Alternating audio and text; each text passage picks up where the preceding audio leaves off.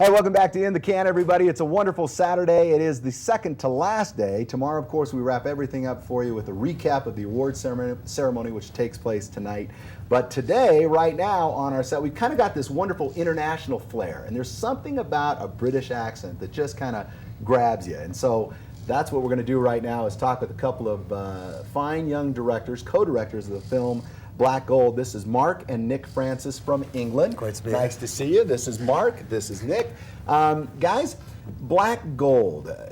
As soon as I saw the title, I'm thinking, wow, this is obviously about oil. Wrong. Tell me, what's this film about? It's about coffee. Imagine your coffee cup, and imagine deconstructing your coffee cup and going into a world that you haven't been in. That's essentially the starting point for the film.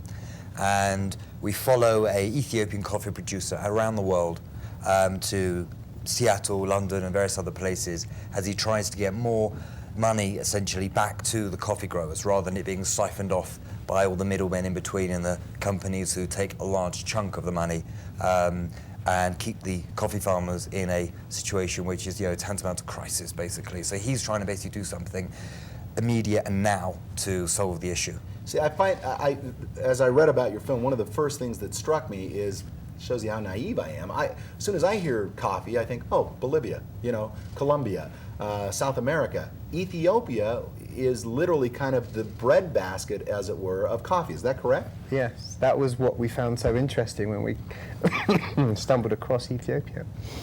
We heard that it was also the birthplace of coffee. It's known as producing one of the best quality coffees in the world. And 60% of Ethiopian export earnings is dependent on coffee production. And yet it's one of the poorest countries in the world. And we thought, well, there's been such a big boom in the coffee industry in Europe and North America in the last 5 or 6 years. We just thought that was a fascinating story to try and go to where the coffee starts from and to see how it kind of changes along the way when it gets to our cup. Yeah, because you go into one of your coffee houses anywhere, and you're paying $4 for your cinnamon sprinkled grande, this, that, the other, and you think, man, they must be getting wealthy back in the fields. And your movie really exposes the harsh reality. That's one of the starting points of the film, where the guy who we follow all around the world, he talks to the cooperative of farmers who he's representing and has this conversation with them. Do they know how much in a coffee bar in the US or the UK you pay for they are having this realization because obviously they're totally removed from that process. He tells his cooperative. That's right. And he represents 70,000. That's right. That's yeah. amazing. Well, this is actually what we're going to see in the clip. So let's go ahead and do that right now. We'll come back and talk afterwards a little bit more about this really fascinating movie, which has been getting a lot of buzz. So congratulations to both of you. Here is a clip from Black Gold. Take a look.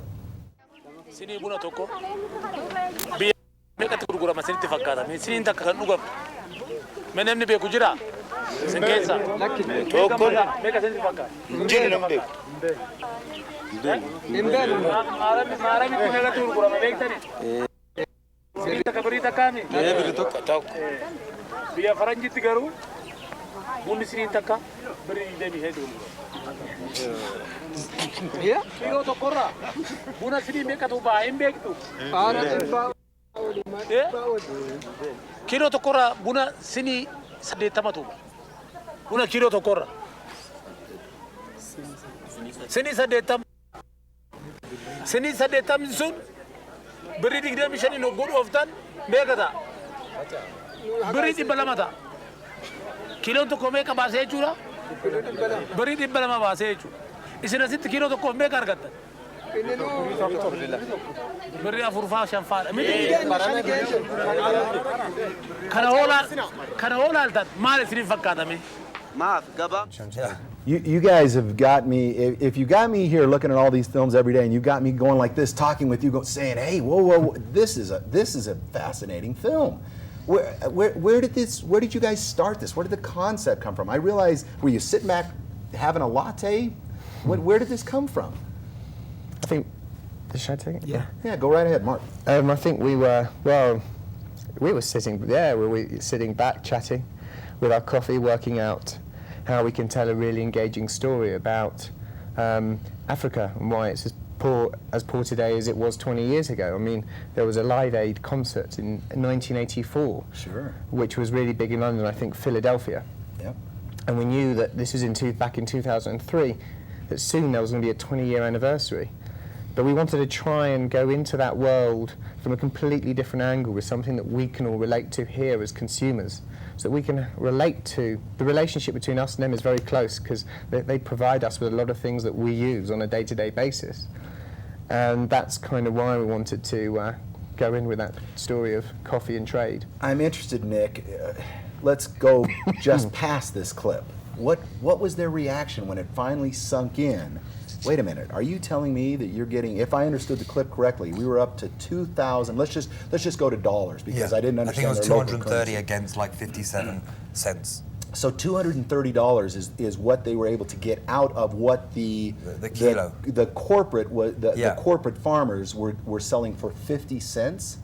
That the kilo ultimately is sold for $230, and you can make lots and lots of cups of coffee from that. And out of that chunk, they were getting about 57 cents. That's amazing. But I mean, That's the coffee cups, isn't it? Yeah.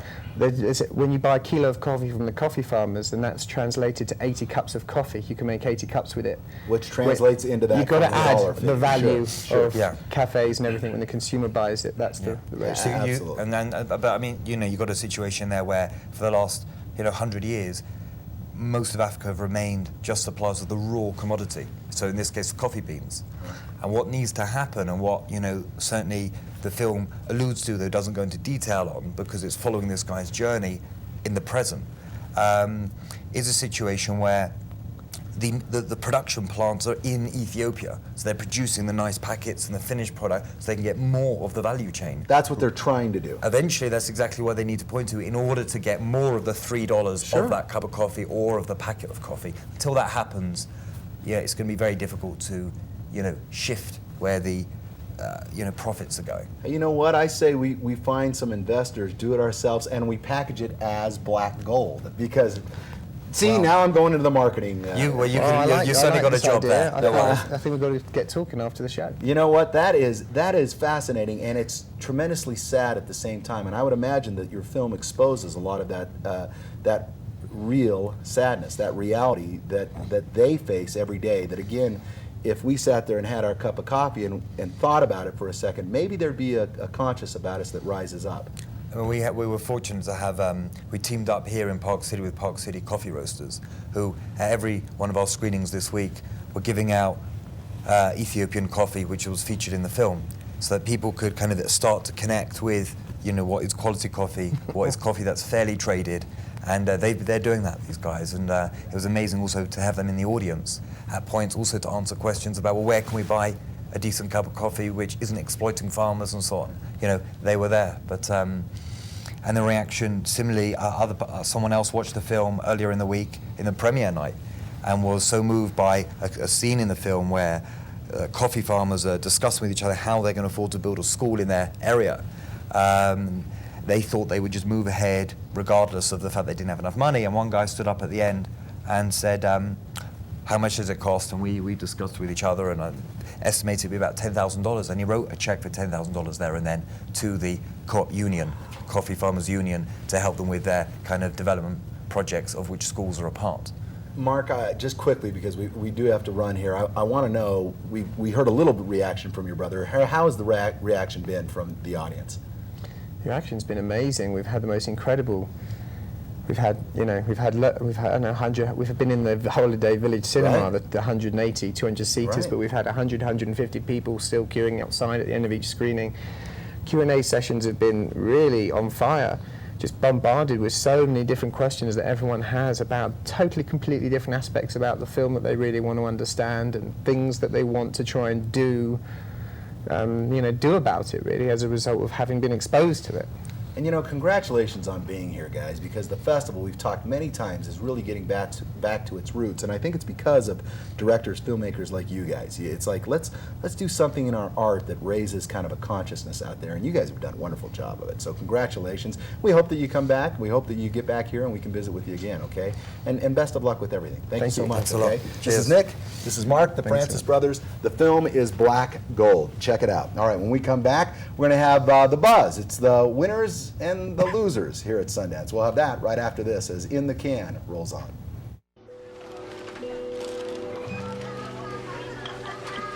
It's amazing, yeah? All coffees are here, but ours is not.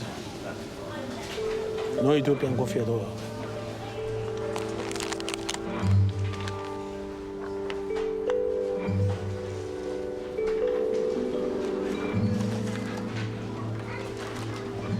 I'm very sad because I'm looking at it reminds me of my farmers. They are desperate and they are getting a very low price. Their dairy income is very, very low.